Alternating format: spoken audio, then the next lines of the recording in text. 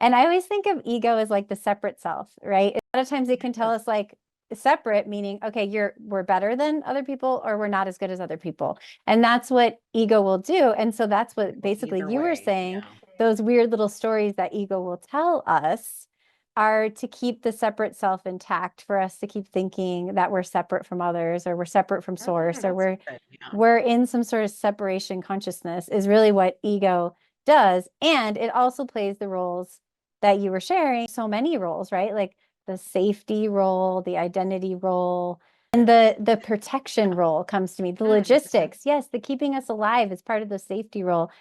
So, and then protection comes from the place of, okay, something happened, when you were a child or whatever. And so you create some sort of, okay, well, I'm never going to do this thing again because it wasn't safe, right? So this is where the safety Mhm. comes into the protection piece.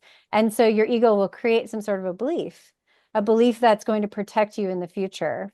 I mean, when you're 4 years old, you don't really make those distinctions. Like, well, then people that all have black hair, if they did something bad to you, then maybe every time you see someone with black hair, you don't know why you feel triggered. Oh, And it's not yeah. about that person at all. It's really about that protection that got set up that has to do with keeping you safe. And so I feel like ego has so many facets and roles